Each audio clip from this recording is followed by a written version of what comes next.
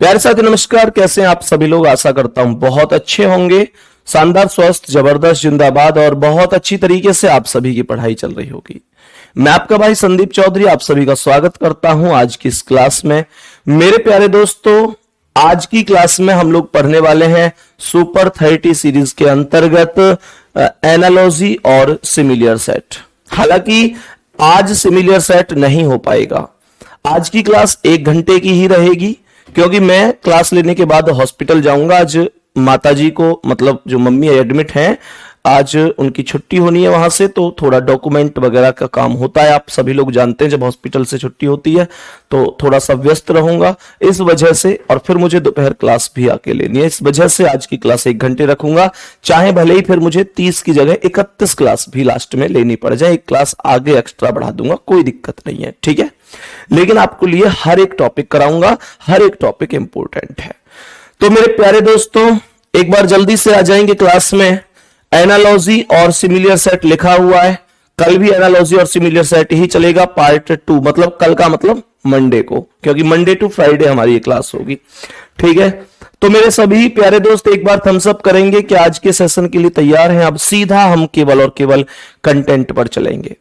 मेरे प्यारे दोस्तों, अगर एनालॉजी को हम समझते हैं तो एनालॉजी एक ऐसा टॉपिक है जिससे हर एक एग्जाम में क्वेश्चन बनने ही बनने हैं। आप किसी भी एग्जाम में यहां से क्वेश्चन को इग्नोर नहीं कर सकते। कोई चाहे एसएससी का एग्जाम हो, रेलवे का कोई एग्जाम हो, चाहे कोई पुलिस का एग्जाम हो, किसी भी विभाग का कोई भी गवर्नमेंट जॉब का एग्जाम है, एनालॉजी में क्वेश्चन निश्चित रूप से बन रहे होते हैं। तो मेरे सभी प्यारे वीर बताएंगे कि पहले सवाल का आंसर क्या। एक एक क्वेश्चन करके बताएंगे कि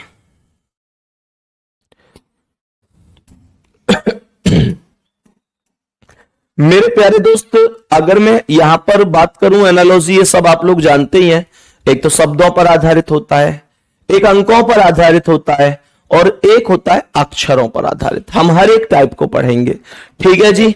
मेरे प्यारे दोस्त, पहले पर आएंगे, एक बार ध्यान से समझेंगे। सवाल करा है रक्त दाब का जो संबंध है वो कोलेस्ट्रॉल से है। ध्यान से समझेंगे, रक्त दाब कोलेस्ट्रॉल से है। देखो, जो रक्तचाप होता है मेरे प्यारे दोस्त, रक्तदाब रक्तचाप जो भी है वो कोलेस्ट्रॉल के बढ़ने के कारण होता है। कोलेस्ट्रॉल बढ़ जाता है शरीर में, तभी तो कहते हैं भाई कि ये हाई हो गया या लो हो गया। ये कहने का मतलब हुआ कि ये कोलेस्ट्रॉल की वजह से होता है। मेरे प्यारे दोस्तों, सवाल कह रहा है कि क्लोरोफिल पौधा, हीमोग्लोबिन रक्त, डायबिटीज कार्बोहाइड्रेट, रक्त शुगर, रक्त यूरिया। तो आपको यह बताना है कि किसको किसकी वजह से हो सकता है। क्या क्लोरोफिल पौधे की वजह से होता है? नहीं, पौधा खुद पीला पड़ता है क्लोरोफिल की वजह से। पौधे की जो मतलब जो हरा होता है, उसका रंग पीला होता है, हरा होता है, जो भी आपने पढ़ा है बेटा। हीमोग्लोबिन रक्त, ये तो इससे बनता है। डायबिटीज कार्बोहाइड्रेट, ये एकदम ठीक है। डायबिटीज जो बीमारी होती है, जिसे मेरे प्यारे दोस्तों हम शुगर के नाम से भी जानते हैं, वो कार्बोहाइड्रेट की वजह से ही तो होती है, कार्बोहाइड्रेट की वजह से। तो डायबिटीज जो बीमारी होती है अर्थात शुगर, वो कार्बोहाइड्रेट की वजह से होती है। मैं ये कह सकता हूं रक्तदाब या रक्तचाप होता है कोलेस्ट्रॉल की वजह से, और जो मेरे प्यारे दोस्तों डायबिटीज यानी शुगर होती है वो हो जाती है कार्बोहाइड्रेट की वजह से। सही है। तो नेक्स्ट क्वेश्चन पर आएंगे, बताएंगे इसका आंसर। मेरे सभी प्यारे दोस्त बताएंगे कि इस प्रश्न का आंसर क्या हो सकता है। मसूरी घूम के आए होंगे आप में से बहुत सारे लोगों ने मसूरी जाने का प्लान बनाया होगा, फिर कैंसिल कर दिया होगा। बहुत सारे घूम आए होंगे, तो मसूरी सुना तो सबने होगा। उत्तराखंड में ही तो है मसूरी। मेरे प्यारे दोस्तों, हिल स्टेशन है ना, हिल स्टेशन है। क्या बोलेंगे? उत्तराखंड में मसूरी है। मेरे प्यारे दोस्त, अब बात करते हैं शिलोंग। कमेंट में बताओ, मेघालय में है, ये भी शिलोंग भी हिल स्टेशन ही है। मुझे कमेंट में बताएंगे कि ये मेघालय में है, सिक्किम में है, असम में है या अरुणाचल प्रदेश में है। तो सीधी सी कहानी है कि इन क्वेश्चनों में अगर आपको ये पता है कि हां भाई कौन सी चीज कहां पर है, तब आप आंसर दे पाएंगे। नहीं पता है तो शायद नहीं दे पाएंगे। हम सभी लोग जानते हैं कि मसूरी उत्तराखंड का हिल स्टेशन है।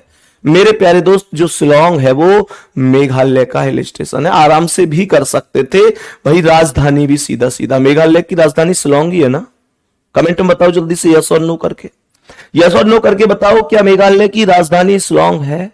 मेरे प्यारे दोस्तों, आंसर होगा पहला ऑप्शन, कोई दिक्कत नहीं है। यहां भी कुछ लोग सिक्किम बता रहे हैं।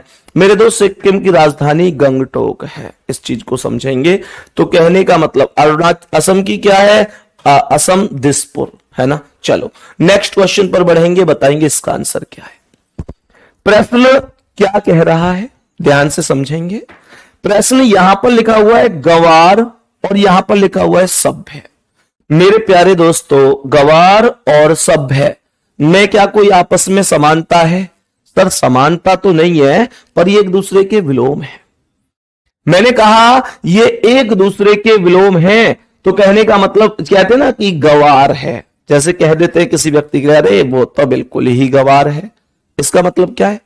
इसका मतलब गवार, और एक कह रहे हैं भाई बहुत सभ्यता वाला व्यक्ति है, तो ये दोनों एक दूसरे के विपरीत बन जाते हैं।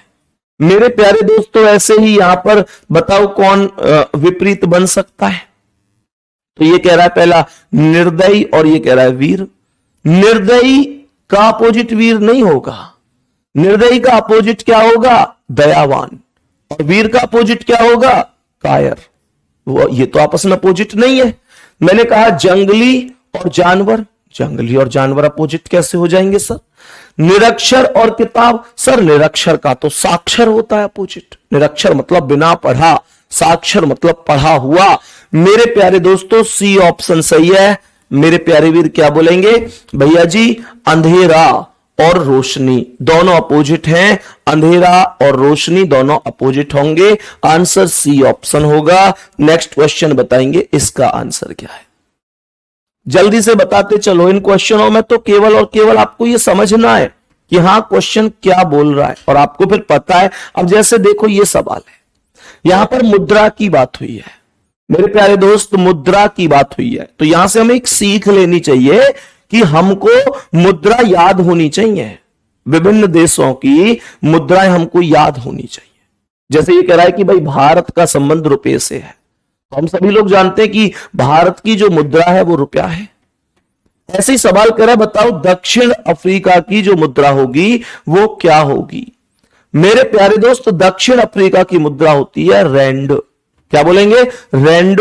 ऑप्शन नंबर बी ये करेक्ट आंसर होगा।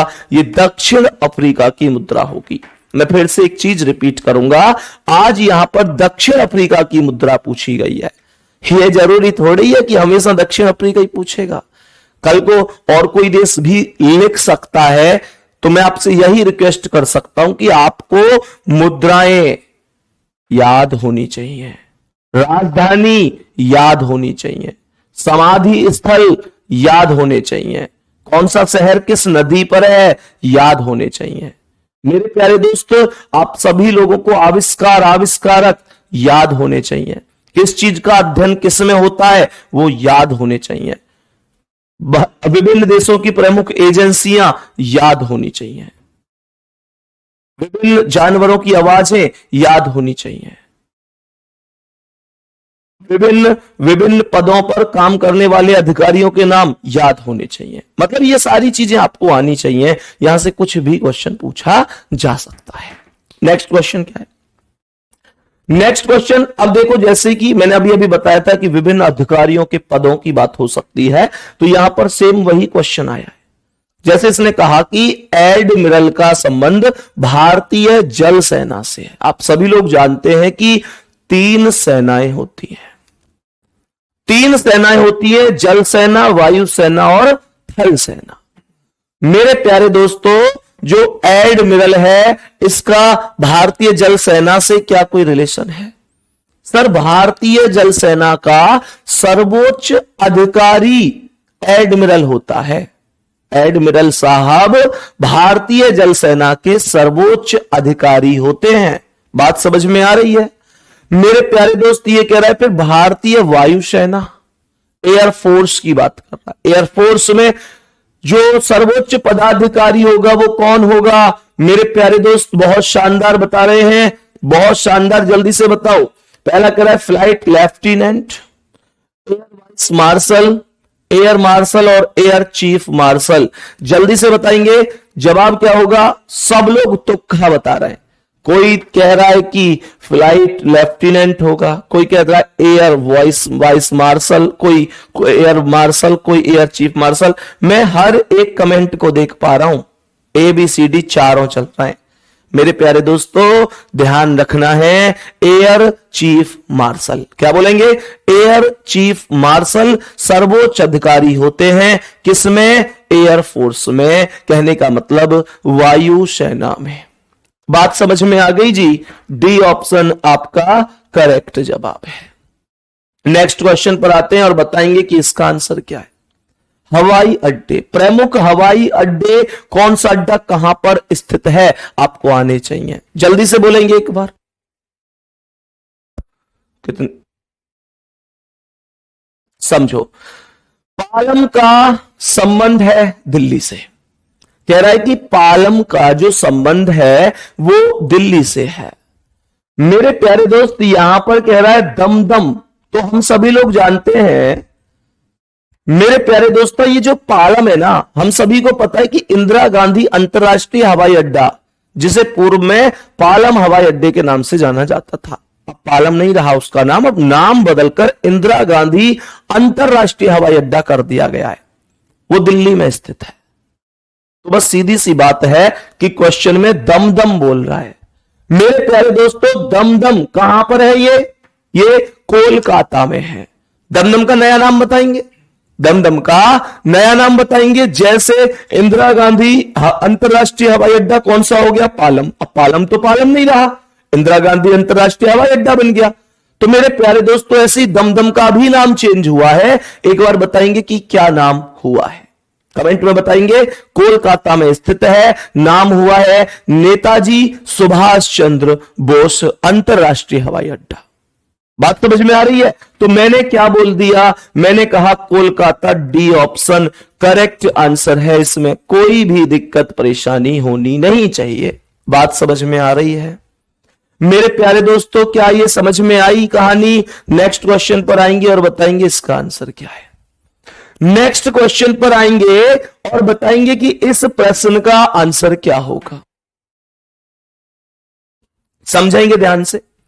मेरे प्यारे दोस्तों आपको मैंने डायरेक्शन में एक कॉन्सेप्ट पढ़ाया था कि उत्तर को पूर्व कहें, ऐसे करके जो दिशाओं के परिवर्तन पर आधारित प्रश्न होते थे। ये सेम ऐसा ही क्वेश्चन है, सेम कॉन्सेप्ट का क्वेश्चन है। ध्यान से समझना मेरे प्यारे दोस्त। आप सभी लोग जानते हैं जो डायरेक्शन होते हैं उनमें राइट हैंड पर पूर्व होता है, उसके सामने पश्चिम होता है, उत्तर ऊपर होता है, दक्षिण नीचे होता है। मेरे प्यारे दोस्त यहां पर उत्तर और पूर्व के बीच में जो होगा वो उत्तर पूर्व होगा, जो दक्षिण और पूर्व के बीच में होगा वो दक्षिण पूर्व होगा। मेरे प्यारे दोस्तों जो उत्तर और पश्चिम के बीच में होगा उसे उत्तर पश्चिम बोलेंगे, जो दक्षिण और पश्चिम के बीच में होगा उसे दक्षिण पश्चिम बोलेंगे। अब ध्यान से समझना, सवाल के अकॉर्डिंग सबसे पहले इसने कहा कि पश्चिम को उत्तर पूर्व कहा जाता है। आपके हिसाब से पश्चिम कहां है? पहले वाले डायरेक्शन पर बैठकर दूसरे वाले डायरेक्शन पर जाइए और देखिए कि आप क्लॉकवाइज गए हैं या एंटी क्लॉकवाइज, और अगर गए हैं तो कितने डिग्री आप चले हैं। मेरे प्यारे दोस्तों पश्चिम यहां पर है, ये पश्चिम है, और आपको जाना है उत्तर पूर्व पर। तो यहां से आप क्लॉकवाइज अगर जाएंगे कितने डिग्री? क्लॉकवाइज अगर जाएंगे कितने डिग्री? ये 45 डिग्री, ये 90 डिग्री, 135 डिग्री। हर एक खाना 45 डिग्री का होता है, ये बात आप जानते हैं। तो कहने का मतलब हुआ कि ये क्लॉकवाइज 135 डिग्री चला है। मेरे प्यारे दोस्तों, दक्षिण को पूछ रहा है क्या कहा जाएगा। दक्षिण पर बैठकर क्लॉकवाइज 135 डिग्री चले जाइए, तो दक्षिण पर बैठकर क्लॉकवाइज 45, 90, 135 आप कहां पहुंच गए? उत्तर पश्चिम पर। और यही हो जाएगा आपके सवाल का आंसर। डी ऑप्शन करेक्ट जवाब है। यहां तक कोई दिक्कत तो नहीं है? यहां तक बोलो, यहां तक मेरे सभी प्यारे दोस्त बताएंगे, किसी भी साथी को, किसी भी भाई को कोई दिक्कत तो नहीं है? मेरे प्यारे दोस्तों बताएंगे इसका आंसर क्या है। बहुत ध्यान से समझना। ताजमहल, ताजमहल मेरे प्यारे दोस्त प्यार का प्रतीक है ना? ताजमहल प्यार का प्रतीक है। यह बात बहुत लोगों को पता है, मैं कहूंगा ज्यादातर को पता है। सबसे बड़ी बात यह है कि जलियांवाला बाग भी आपको पता होना चाहिए। किस तरीके से मेरे प्यारे दोस्तों हमारी आजादी के लिए लोग अपनी शहादत दे देते हैं, शहीद हो जाते हैं। मेरे प्यारे दोस्तों हमें यह ध्यान रखना है कि अगर ताजमहल प्यार का प्रतीक है तो जलियांवाला बाग कौन नहीं जानता? मेरे प्यारे दोस्त शहादत का प्रतीक है। शहादत का, बहुत सारे लोग शहीद हो गए। किस लिए? केवल इसलिए मेरे प्यारे दोस्तों कि हमारे देश में खुशहाली आएगी, सब लोग आजादी प्राप्त करेंगे, सब लोग अपने आप में गौरव महसूस करेंगे और सभी को स्वतंत्रता मिलेगी। मेरे सभी प्यारे दोस्त इस चीज को समझ सकते हैं कि आज हम यहां पर खड़े हैं, खुलकर सांस ले रहे हैं, खुलकर अपने डिसीजन ले पा रहे हैं। मेरे प्यारे दोस्त इसके पीछे ना जाने कितने लोगों की कुर्बानियां हैं, और उन्हीं कुर्बानियों में एक शब्द आता है जलियांवाला बाग। उसे कभी कभी कोई भी इग्नोर नहीं कर सकता, क्योंकि वहां पर हमारे लिए मेरे प्यारे दोस्तों मतलब आप देखो कि कैसे कैसे हमारे देश के लोगों को, हमारे देश के व्यक्तियों को किसने भून दिया। नाम बताएंगे एक बार, किसने भून दिया? जल्दी से नाम बताएंगे एक बार, क्या नाम था उस जनरल का? मेरे सभी प्यारे दोस्त कमेंट करके बताओ। रोंगटे खड़े करने वाली स्थितियां होती हैं मेरे प्यारे दोस्त, ये रोंगटे खड़े करने वाली स्थितियां होती हैं। हमारे देश में ऐसे भी वीर हुए हैं मेरे प्यारे दोस्त, जब पिताजी के साथ खेत पर जाते हैं और क्या करते हैं, बंदूक बो रहे होते हैं, और पिताजी पूछते हैं, बंदूक को जमीन में गाड़ रहे होते हैं, पिताजी पूछते हैं क्या कर रहे हो? तो जवाब देते हैं, पिताजी जैसे एक पौधा बोने से उसकी जड़ों से बहुत सारे पौधे अंकुरित होते हैं, ऐसी बंदूक बो रहा हूं जिससे बहुत सारी बंदूकें होंगी और हम इन अंग्रेजों को बाहर भगा सकेंगे। नाम था वीर क्रांतिकारी भगत सिंह जी। मेरे प्यारे दोस्तों, नहीं तो दूसरे की आजादी के लिए इतनी कम उम्र में हंसते हंसते अपनी जान की बाजी लगा देना मजाक नहीं होता। स्वार्थ नाम की चीज उनके अंदर नहीं थी मेरे प्यारे दोस्तों, बस एक ही जुनून था कि इन अंग्रेजों से अपने देश को छुटकारा दिलवाना है। इसलिए हंसते हंसते मेरा रंग दे बसंती चोला, माई मेरा रंग दे बसंती चोला, आप सबने सुना है। तो सलाम है, मतलब आप ऐसे समझेंगे कि सल्यूट है ऐसे वीर क्रांतिकारी वीर भगत सिंह जी के लिए, जिनकी वजह से मेरे प्यारे दोस्त आज हम आजाद हैं, खुश हैं। आगे बढ़े एक बार। जनरल डायर, बहुत शानदार, जबरदस्त आंसर यहां पर बच्चों का आ रहा है, बहुत ही बढ़िया। जनरल डायर जिसने गोली चलवाई थी, है ना, जलियांवाला बाग में।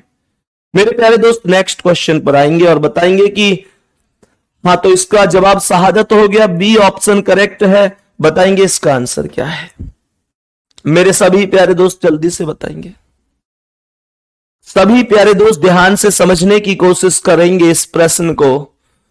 मैंने कहा झारखंड का संबंध है बिहार से, उत्तराखंड का संबंध पूछ रहा है। बेटा, झारखंड बिहार से अलग होकर बनने वाला राज्य था। झारखंड शुरू में अलग राज्य नहीं था। झारखंड बिहार से अलग होकर बनने वाला एक राज्य है। तो मेरे प्यारे दोस्तों क्या बोलेंगे? मैंने कहा कि उत्तराखंड किससे अलग हुआ? Uttar Pradesh. B option right answer है। नेक्स्ट क्वेश्चन बता देंगे कि इसका आंसर क्या है। सोमवार का संबंध है शनिवार से। सोमवार का जो संबंध है वो शनिवार से है, और गुरुवार का संबंध पूछ रहा है, केवल दिन आगे पीछे हैं और कुछ भी नहीं है, केवल दिन आगे पीछे हैं और कुछ भी नहीं है। क्या बोलेंगे मेरे प्यारे दोस्तों, सोमवार में से अगर -2 करोगे तो शनिवार आ जाएगा। सोमवार में से -2 करोगे तो शनिवार आ जाएगा। ठीक उसी प्रकार अगर गुरुवार में से -2 करोगे, बृहस्पतिवार में से -2 करोगे तो मंगलवार आ जाएगा, ट्यूसडे आ जाएगा। करेक्ट आंसर आ जाएगा बी ऑप्शन। बोलो कोई दिक्कत है क्या?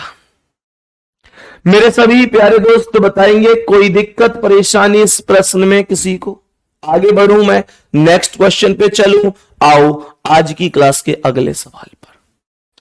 सवाल ने बोला है कि डॉक्टर का संबंध रोगी से है, डॉक्टर का संबंध रोगी से है, वकील का संबंध किससे होगा?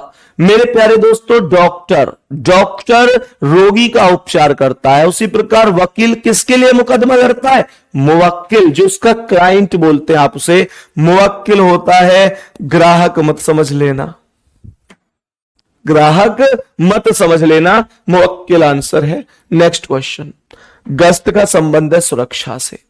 मेरे प्यारे दोस्तों गश्त लगाने से सुरक्षा बढ़ती है। आप लोगों ने देखा होगा, अब तो खैर चोर वगैरह नहीं आते हैं गांव वगैरह में, तुमने देखा होगा पहले जैसे चोर वगैरह आ जाते थे तो फिर गांव में पहरा लगता था। याद है ना? याद है वो शब्द, जागते रहो, जागते रहो, याद है वो शब्द? तो वो गश्त लगाई जाती है और उससे मेरे प्यारे दोस्त सुरक्षा बढ़ती है, सुरक्षा में वृद्धि होती है। मैंने कहा बीमा से क्या होता है? बीमा से क्या होता है? गश्त से सुरक्षा बढ़ती है, बीमा से बढ़ता है संरक्षण। मेरे प्यारे दोस्तों प्रोटेक्शन, संरक्षण बढ़ता है। व्यक्ति अपने आप को सुरक्षित महसूस करता है, संरक्षित महसूस करता है। व्यक्ति को पता है कि अगर मेरे पास मानकर चलो 1 लाख रुपए का बीमा है, एक उदाहरण दे रहा हूं, तो कल को अगर 90,000 का खर्चा 1 लाख का खर्चा होता है तो बीमा कंपनी उसे झेल रही है, क्योंकि व्यक्ति ने अपनी संरक्षितता के लिए, अपने संरक्षण के लिए उसे करा रखा है।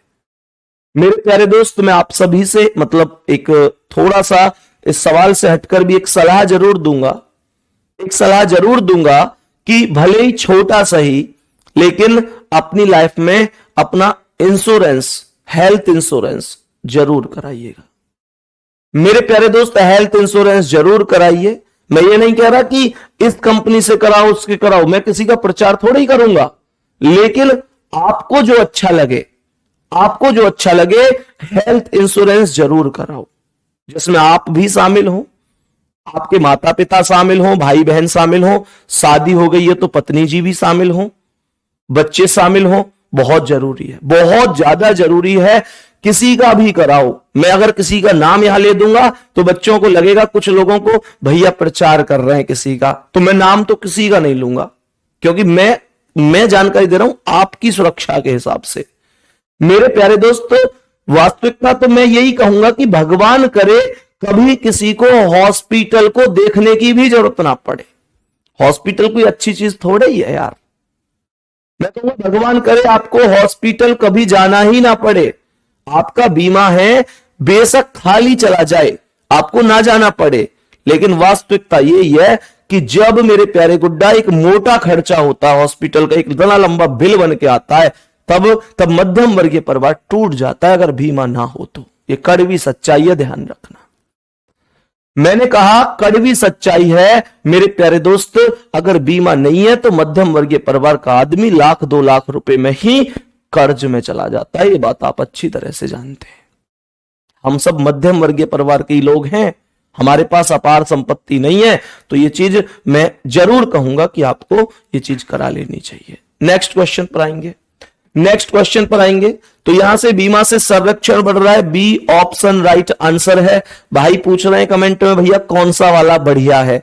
भाई सब बढ़िया है, कोई बेकार नहीं है, कोई भी बेकार नहीं है, सब बढ़िया है ना। थोड़ा सा जब करवाओ तो थोड़ा सा जानकारी कर लेना सबके बारे में।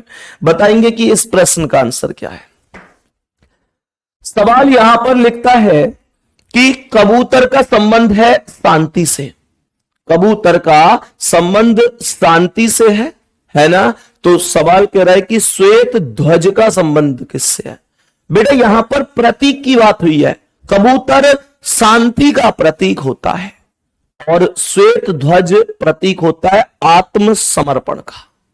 मानकर चलो कि दो पक्षों में युद्ध चल रहा है, बाण चल रहे हैं।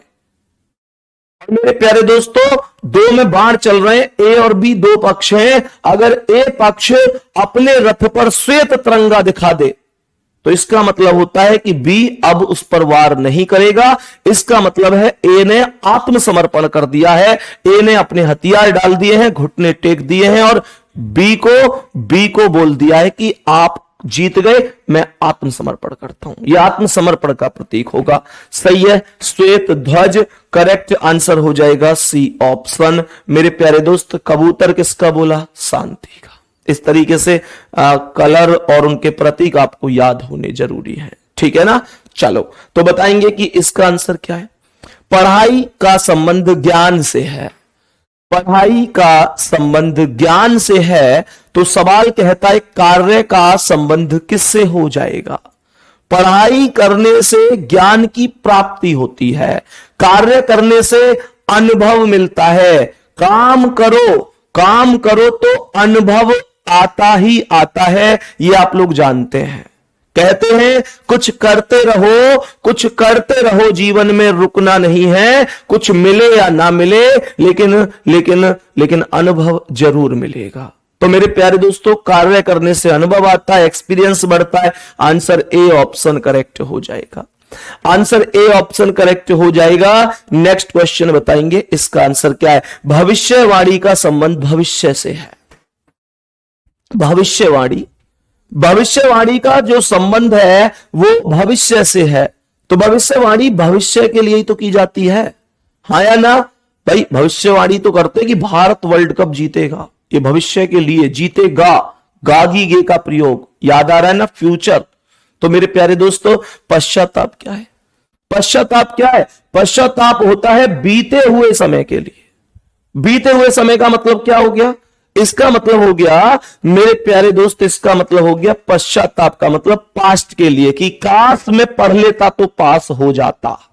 बात समझ में आ रही है? तो ये पहला ऑप्शन होगा, पहला ऑप्शन ही करेक्ट आंसर हो जाएगा। बताएंगे इसका आंसर। सूर्य का संबंध है तारा से, चंद्रमा का संबंध किससे है, ये पूछ रहा है। सूर्य एक तारा है, सभी प्यारे साथी जानते हैं, मेरे सभी प्यारे दोस्त जानते हैं, सूर्य एक तारा है।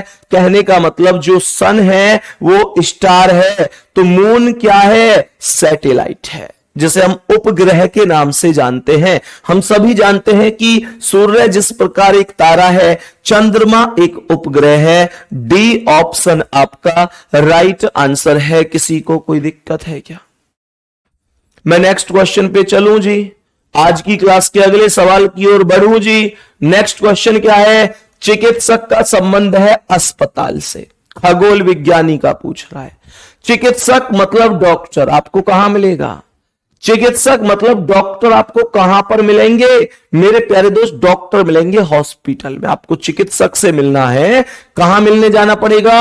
हॉस्पिटल में। उसी प्रकार से मेरे प्यारे दोस्त, खगोल विज्ञानी वैधशाला, क्या बोलेंगे? वैधशाला। खगोल विज्ञानी कहां पर होंगे? वैधशाला में होंगे। डी ऑप्शन राइट आंसर हो जाएगा। नेक्स्ट क्वेश्चन बताएंगे इसका आंसर क्या है।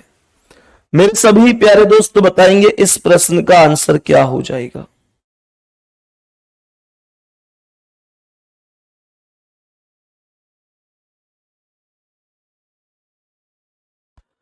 बताओ भाई सभी प्यारे दोस्त की इस प्रश्न का करेक्ट आंसर क्या हो जाएगा।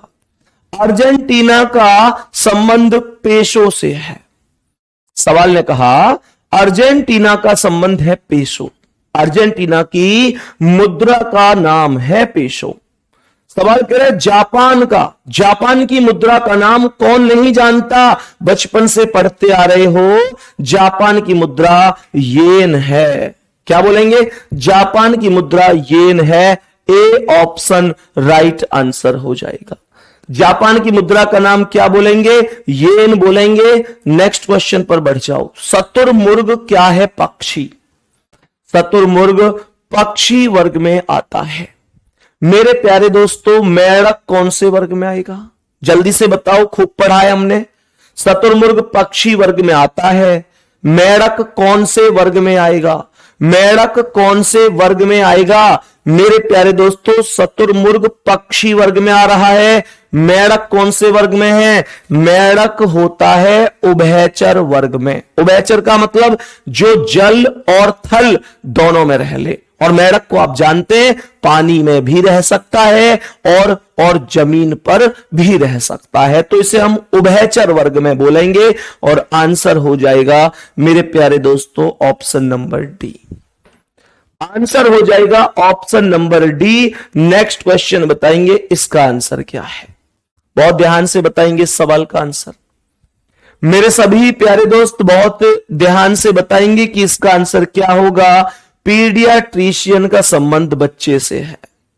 मेरे प्यारे दोस्तों, जो बच्चों का इलाज करने वाले डॉक्टर होते हैं ना, जिसे बाल रोग विशेषज्ञ भी कहा जाता है, उन्हें पीडियाट्रिशियन ही कहा जाता है। बात समझ में आ रही है? बच्चों के डॉक्टर होते हैं ना अलग, आपके सबके लोकल शहरों में होंगे ना बच्चों के डॉक्टर, जो बच्चों को ही देखते हैं, बच्चों का ट्रीटमेंट करते हैं, जिसे हम बाल रोग विशेषज्ञ के नाम से जानते हैं। मेरे प्यारे दोस्तों, उसे ही पीडियाट्रिशियन कहा जाता है। बात समझ में आ रही है? लिख लिया करो इन चीजों को। पीडियाट्रिशियन कहा जाता है। तो मुझे ये बताओ, डर्मेटोलॉजिस्ट किसे कहा जाता है? तो भैया जो त्वचा का इलाज करते हैं, जैसे आपने देखा ना, एलर्जी सी हो गई, लाल लाल सी घमौरी सी हो गई, लाल लाल से दाने से हो गए, खुजली हो रही है, त्वचा में जितनी भी संबंधित दिक्कतें होती हैं उन्हें डर्मेटोलॉजिस्ट कहा जाता है, जो उन त्वचा संबंधित रोगों का इलाज करते हैं। उन डॉक्टरों को डर्मेटोलॉजिस्ट कहा जाता है। तो मेरे प्यारे दोस्तों, आंसर हो जाएगा ऑप्शन नंबर डी।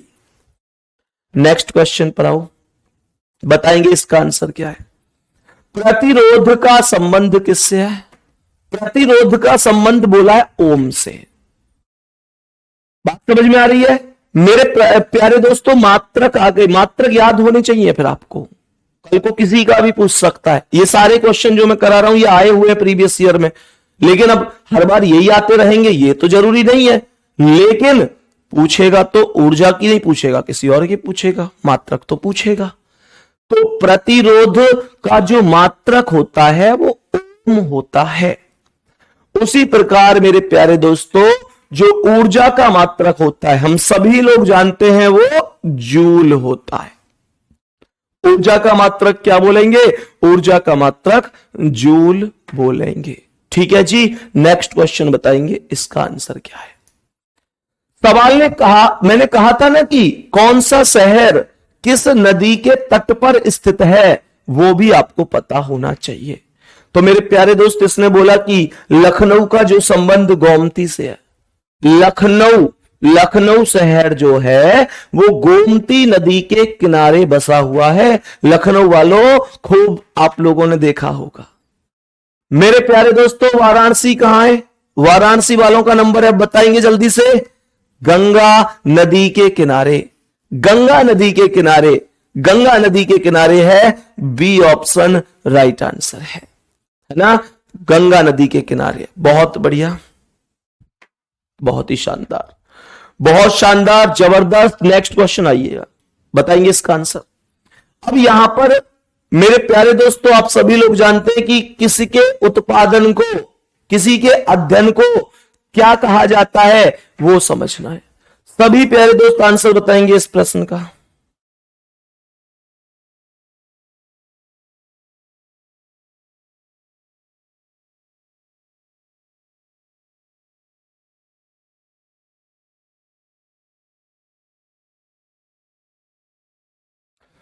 बताएंगे भाई, सवाल क्या कह रहा है। विटीकल्चर का अंगूर से वही संबंध है जो फ्लोरीकल्चर का किससे है? तो अंगूर के उत्पादन को विटीकल्चर कहा जाता है। तो फ्लोरीकल्चर नाम से ही पता चल रहा है, फ्लावर। है ना, नाम से ही पता चल रहा है फ्लोरिकल्चर अर्थात फ्लावर क्या बोलेंगे मेरे प्यारे दोस्तों, फूलों के उत्पादन से संबंधित हो जाएगा। ए ऑप्शन राइट है। नेक्स्ट क्वेश्चन बताएंगे इसका आंसर। अब ये ऐसे नहीं है कि हमेशा यही पूछे जाएंगे, आप इन चीजों को याद करिए मेरे प्यारे दोस्त। हर एक जीएस वगैरह की किताब में चीजें हैं ज्यादातर, जैसे आपसे कल को कह दे कि रेशम के कीड़े जो होते हैं उनका, मेरे प्यारे दोस्त आपसे अलग अलग का अध्ययन पूछ सकता है। अंगूर का उत्पादन, इस चीज को समझो। क्वेश्चन जैसे अंगूर का कह रहा है, शहद का उत्पादन, मधुमक्खी पालन जिसे बोलते हैं, ये बहुत सारी चीजें बन सकती हैं। ठीक है, तो आपको ध्यान रखना है। नेक्स्ट क्वेश्चन कह रहा है जिस प्रकार मोनार्च तितली से संबंधित है, मोनार्च तितली की एक प्रजाति है। आपने अब तो तितली वगैरह बहुत ज्यादा देखने को नहीं मिलती हैं, लेकिन अपनी स्टूडेंट लाइफ को याद करो, खूब तितलियों के पीछे आप भागे, बस इतना सा है कि तितली बदल गई है, तुम्हारे भागने का तरीका भी बदल गया है भाई। तितली वो सुनिए, तितली उड़ी बस में चढ़ी, ड्राइवर बोला, कैसे तितली उड़ी बस में चढ़ी, सीट ना मिली, ड्राइवर बोला आजा मेरे पास, तितली बोली हट बदमाश। ये पोएम किसने नहीं सुनी? सबने तो सुनी है स्कूल में, है भैया, सबने सुनी है। तितली उड़ी बस में चढ़ी, सीट न मिली, ड्राइवर बोला आजा मेरे पास, तितली बोली हट बदमाश।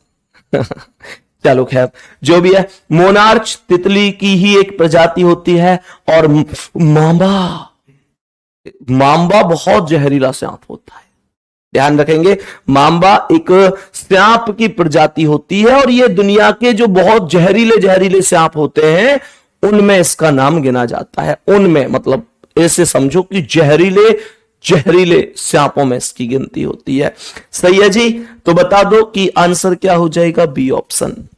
तो भाई ये जो तितली वाली मैंने बात सुनाई है, एक बार थम्स अप कर दिया करो कि हाँ भैया सुन रखी है हमने, ये मैं अच्छी तरह जानू। तुम कोई यो मत सोचे करो तुम वही व्यक्ति हो जो पेंसिल के छिलकन में दूध में गिरकर रबड़ बनाने की कोशिश करे। शायद खैर अब ये चीजें गायब होती चली गई, अब तो छोटे बच्चों के मन में भी वो ख्याल नहीं आते जो हम करते थे। याद है कौन कौन ने बनाई है, सच सच बताइए। पेंसिल, जो कच्ची पेंसिल के छिलका हो गए, उन्हें रात को दूध में भिगो के सुबह रबड़ बनी पावेगी, ये किस किस ने किया है? तुम में से बहुत लोगों ने किया होगा भाई। चलो नेक्स्ट क्वेश्चन पर बढ़ते हैं, इसका आंसर बताएंगे। 25वां क्वेश्चन आज की क्लास का, थर्मामीटर का संबंध तापमान से है, लैक्टोमीटर का संबंध पूछ रहा है।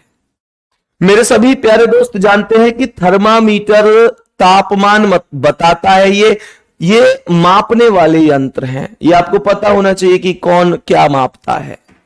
मेरे प्यारे दोस्तों थर्मामीटर तापमान मापता है, लैक्टोमीटर क्या मापता है? जब आप डेयरी पर दूध तोलने जाते हो ना, दूध तोलने बोला है मैंने, है ना, ध्यान रखना। मैंने कहा जब डेयरी पर दूध तोलने जाते हो तो तुम्हारा दूध क्या रेट है, उसके लिए आपने देखा होगा, उसके लिए एक एसएनएफ और ग्राविटी निकलता है, नंबर वगैरह बताता है ना, वो कितने नंबर का दूध है।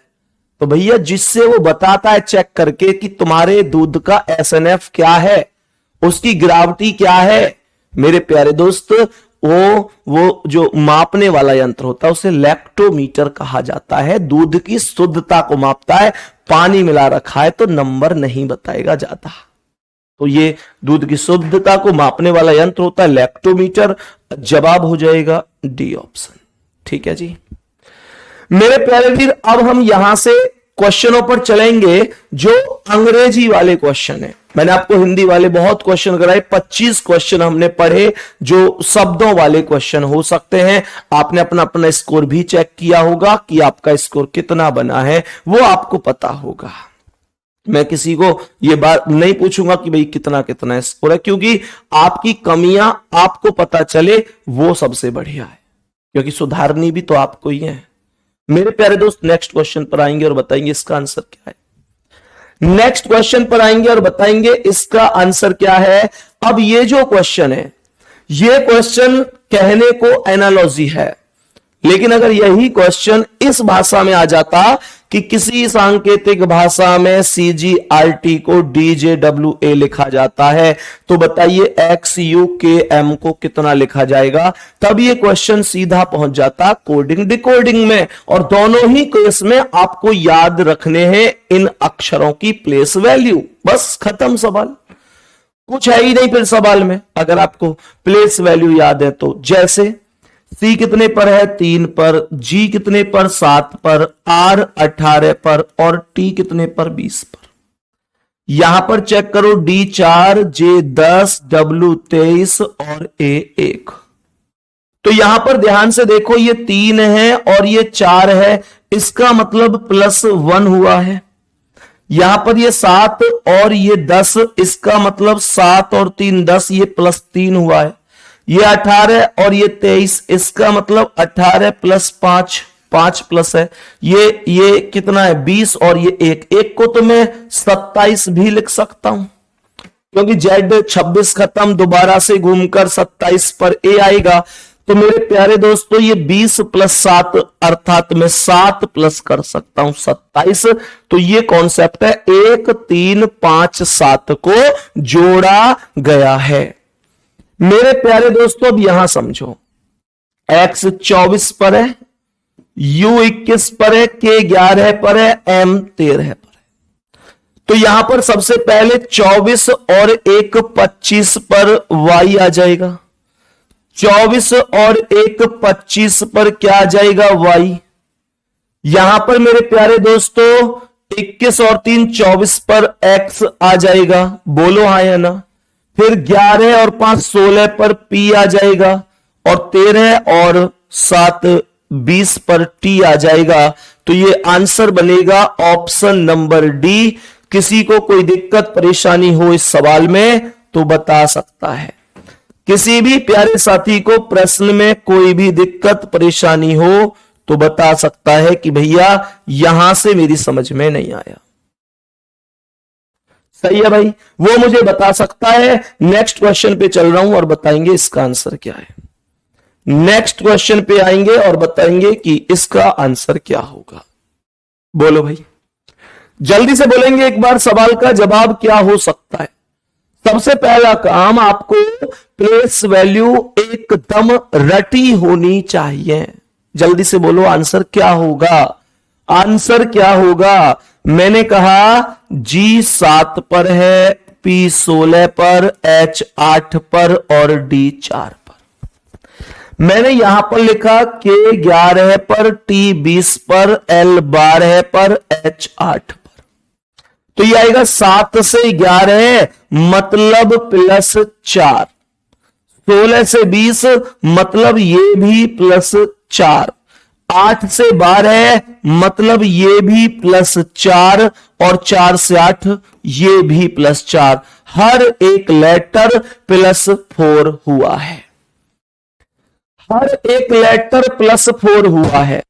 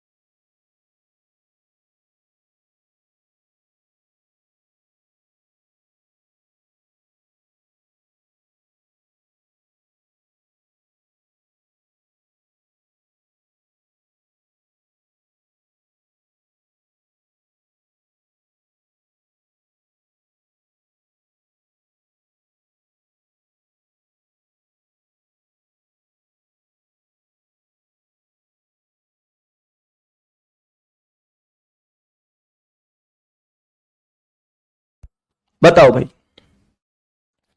सभी प्यारे दोस्त बताएंगे इसका आंसर क्या है। तो सवाल यहां पर 7 4 11, 16 4 20, 8 4 12, 4 4 8, हर बार में +4 हुआ है। सवाल यहां पर ध्यान से सुनना, S 19 पर, D 4 पर, F 6 पर, G 7 पर। तो वही वाला कॉन्सेप्ट, सबसे पहले 19 और 4 23 पर W आएगा और केवल एक ही ऑप्शन ऐसा है जो W से प्रारंभ हो रहा है। केवल एक ऑप्शन, केवल एक ही ऑप्शन ऐसा है जो W से प्रारंभ हो रहा है, WHJK। बात समझ में आ गई? नेक्स्ट क्वेश्चन पे चले। आज की क्लास का अगला सवाल मेरे दोस्त बताएंगे इसका करेक्ट जवाब क्या है। मेरे सभी प्यारे वीर जल्दी से बताएंगे इस प्रश्न का करेक्ट जवाब क्या होगा। मेरे सभी प्यारे दोस्त बताएंगे इस प्रश्न का करेक्ट जवाब क्या हो सकता है। पहला काम है प्लेस वैल्यू लिख लेना। प्लेस वैल्यू लिखना सबसे पहला काम रहने वाला है। सवाल ने क्या बोल दिया? सवाल ने कहा D4 पर, K11 पर, L12 पर, H8 पर।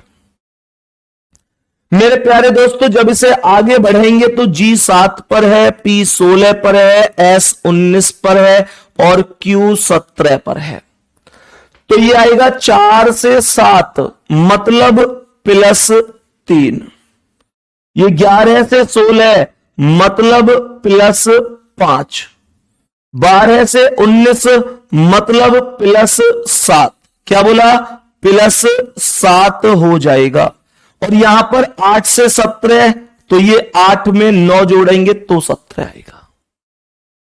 मैंने आप लोगों से यहां पर बोला F6 R18 L12 P16, तो यहां पर ये आएगा 6 और 3 9 पर आई से ये 2 ऑप्शन शुरू हैं। फिर यहां पर 18 और 5 23 पर यहां भी W है, यहां भी W है।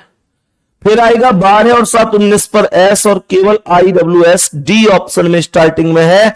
यही ऑप्शन राइट आंसर है। किसी को कोई दिक्कत यहां तक? डी ऑप्शन राइट आंसर हो जाएगा। बहुत ही शानदार। नेक्स्ट क्वेश्चन आइएगा और बताएंगे इसका आंसर क्या होगा। बोलो भाई जल्दी से, इस प्रश्न का आंसर बता दो कि इस प्रश्न का आंसर क्या हो जाएगा।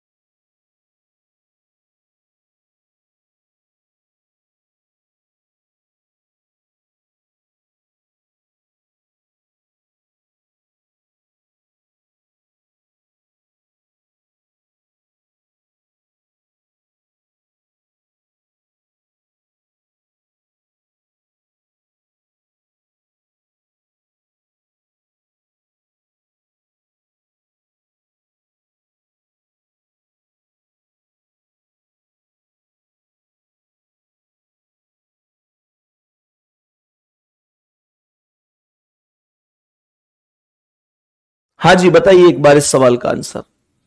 मेरे सभी प्यारे दोस्त बताएंगे क्या आंसर होगा। तो सवाल में यहां पर D4 पर है, H8 पर है, M13 पर है, यहां पर G7 पर है, C3 पर है और X24 पर है। बोलो यहां तक कोई दिक्कत किसी को?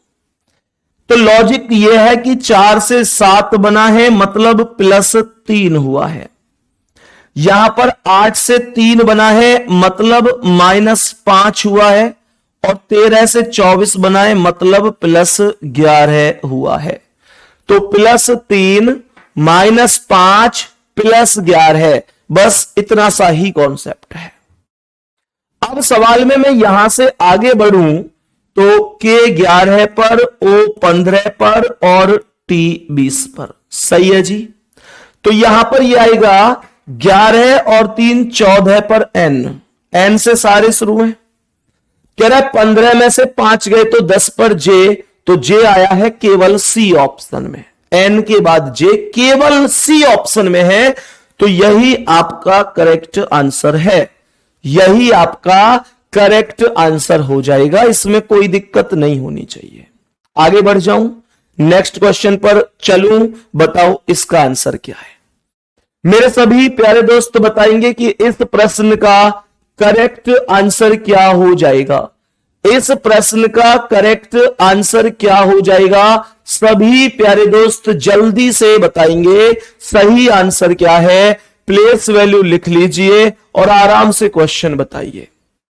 प्लेस वैल्यू का ही खेल है भाई, सारा खेल प्लेस वैल्यू का है। जल्दी से बोलो क्या आंसर होगा। आज की क्लास का ये नंबर 30वां नंबर क्वेश्चन है, 30 नंबर क्वेश्चन है। जल्दी से बोलो क्या आंसर हो जाएगा। सभी प्यारे दोस्त बताएंगे। तो मैंने आप लोगों से क्या बोला, सबसे पहले ए 1 पर है, एच 8 पर है, ई 5 पर है, ए 1 पर है, डी 4 पर है। तो प्लेस वैल्यू के साथ लॉजिक निकाल के बताओ जल्दी से क्या होगा। बोलो भाई जल्दी से क्या हो सकता है। मैंने आप लोगों से बोला क्या लॉजिक हो सकता है, जल्दी से बताएंगे सभी प्यारे साथी।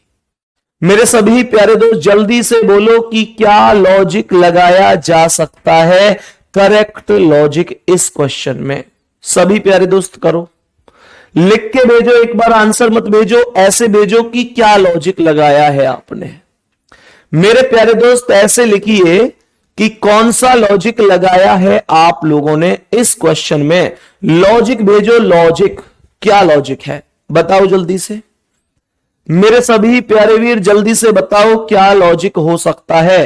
तो सभी प्यारे वीर बताएंगे कि ए 1 पर, एच 8 पर, ई 5 पर, ए 1 पर, डी 4 पर, जेड 26 पर, एफ 6 पर, बी 2 पर, डब्ल्यू 23 पर और वाई 25 पर। तो सवाल के अकॉर्डिंग एक को मैं 27 भी मान सकता हूं। बोलो, मैं इसे 27 भी मान सकता हूं। तो मैंने कहा 27 में से एक गया तो 26 -1 हुआ है। ये 8 से 6 आया है तो -2 हुआ है। 5 से 2 आया है तो -3 हुआ है। 1 से 23, एक का मतलब 27 से 23 तो -4 है। और 4 से 25, 4 का मतलब 26 4 30, 30 से 25 मतलब -5 है। तो -1 -2 -3 -4 -5 ये लॉजिक लगा हुआ है। तो मेरे प्यारे दोस्तों यहां पर क्या बोलेंगे, हम कहेंगे कि V 22 पर है, A 1 पर, L 12 पर, O 15 पर, R 18 पर। तो पहले होगा -1, 22 में से एक कम तो 21 पर U आएगा। U से 2 ऑप्शन शुरू है ऊपर वाले, फिर A का मतलब 27, 27 में से 2 गए तो 25 पर Y। पहले ही ऑप्शन में U के बाद Y है, यही करेक्ट आंसर हो जाएगा। सही है जी मेरे प्यारे दोस्तों, मैं उम्मीद करता हूं कि आपको इतना सा कॉन्सेप्ट बढ़िया तरीके से समझ में आ गया होगा। बाकी मेहनत करते रहो, शानदार तरीके से तैयारी करते रहो। आज की क्लास को मैं थोड़ा सा जल्दी छोड़ रहा हूं, मतलब आज मैंने 1 घंटे ही क्लास रखी है। ये मैं इस चैप्टर को अभी पर मतलब मंडे को जब लूंगा तो मैं मंडे टू फ्राइडे इस क्लास को लेता हूं। मैं फिर से एक बार रिपीट कर देता हूं, जो साथी बाद में आए हैं मेरे प्यारे दोस्त, ये हमने सुपर 30 सीरीज चलाई है आपके बैच में। मैंने कोई हवाबाजी के लिए, किसी नाम के लिए या बहुत सारे बच्चे अपने आप से जोड़ने के लिए सीरीज को नहीं चलाया। अगर ऐसा चलाता तो फिर YouTube पर चलाता एकदम फ्री में, ताकि लाखों बच्चे, लाखों व्यूज इस पर आते मेरे प्यारे दोस्तों। लेकिन नहीं, मैंने आपके बैच में इस वजह से चलाई कि आपने जो मुझ पर हमेशा भरोसा किया, मैं बदले में मेरा ये मन था कि आपको कुछ अतिरिक्त दे पाऊं। मेरे प्यारे वीर आज क्लास 2 घंटे नहीं ले पा रहा हूं, बाकी पहली और दूसरी क्लास 2 घंटे हुई है। आज 2 घंटे क्लास नहीं ले पा रहा हूं क्योंकि अभी मुझे यहां से सीधा हॉस्पिटल निकलना है। आज मम्मी का मतलब जैसे एडमिट है वो हॉस्पिटल में, तो वहां से छुट्टी होगी आज, तो थोड़ा सा इस वजह से व्यस्तता रहेगी। सही है ना। और फिर मेरी अभी आप जानते हैं कि 1 बजे से अगली भी क्लास है, तो 2 घंटे का टाइम बीच में रहेगा। उतने में मैं अपनी मतलब ये डॉक्यूमेंट वगैरह जो भी होते हैं मतलब हॉस्पिटल वालों की तरफ से वो सब कंप्लीट कराने हैं, और आज जैसे उनकी छुट्टी होगी तो फिर वो आ जाएंगी। दूसरी बात क्या है मेरे प्यारे दोस्त, ये जो क्लास है मैं इनका एक अलग फोल्डर बनवा दूं, थम्स अप करो जल्दी से। मैं इनका एक अलग से फोल्डर बनवा दूं सुपर 30 के नाम से आपके बैच में, जिससे कि कुछ बच्चों की ये चीजें आ रही है कि भैया ये क्लास हमें बाद में रिकॉर्डेड फॉर्म में नहीं मिल पा रही है। तो मैं इसका एक काम करता हूं, जो मेरे मन में सुझाव आया है, मैं सुपर 30 के नाम से इसका एक अलग फोल्डर बनवा देता हूं। एक बार थम्स अप कर दो, ओके रहेगी बात। तो मेरे प्यारे गुड्डा सुपर 30 सीरीज के नाम से एक अलग फोल्डर आपको मिल जाएगा शाम तक, जिसमें ये क्लासें अपलोड हुआ करेंगी। और ये सारी 30 क्लासें इतने मायने रखेंगी कि जो साथी ऐसे हैं जिनको पता नहीं है, मैं रिपीट कर देता हूं, मंडे टू फ्राइडे मैं ये क्लास लूंगा सुपर 30 के नाम से। 30 क्लास होंगी। आज जैसे एक क्लास थोड़ी आज छोटी रह गई है, तो हो सकता है 30 की जगह 31 यानी एक और एक्स्ट्रा हो जाए, कोई दिक्कत मत लेना, उसे भी मैं ले लूंगा, तो कोई ऐसी दिक्कत नहीं है। सुपर 30 का मैंने इसे नाम दिया है, 30 क्लास में से मैं लूंगा। और मेरे प्यारे गुड्डा 10 बजे से 12 बजे तक ये क्लास होती है आपके बैच में। तो मंडे टू फ्राइडे सुबह 10 बजे से 12 बजे तक प्रतिदिन आपको इन क्लास में आना है, 30 क्लास जब तक कंप्लीट नहीं होती हैं, ठीक है। तो मुलाकात आपसे मंडे को करेंगे। अब तक 3 क्लास कराइए, इनका रिवीजन जरूर कर लेना। अगली क्लास में मेरे प्यारे दोस्तों अब मैं आपसे मुलाकात करूंगा। मेहनत करते रहो, रिवीजन जरूर करते रहो। रिवीजन तैयारी में सबसे प्रमुख चीज होती है। मैं पहली 2 क्लासों में सिटिंग अरेंजमेंट कंप्लीट करा चुका हूं बहुत अच्छी तरीके से। बाकी मेरे प्यारे दोस्तों आप भी मेहनत करते रहो, लगन के साथ लगना चाहिए कि हां मेहनत हुई है, ऐसा नहीं है। यह वास्तविकता है कि अगर आप लोगों ने मेरे प्यारे दोस्तों ये 30 क्लास कर ली, तो आप किसी भी एग्जाम में चले जाना मेरे प्यारे वीर, आपकी रीजनिंग बहुत जबरदस्त इन 30 क्लास से होने वाली है और बहुत शानदार रिवीजन आपका होने वाला है। मिलते हैं अगली क्लास में। धन्यवाद, नमस्कार।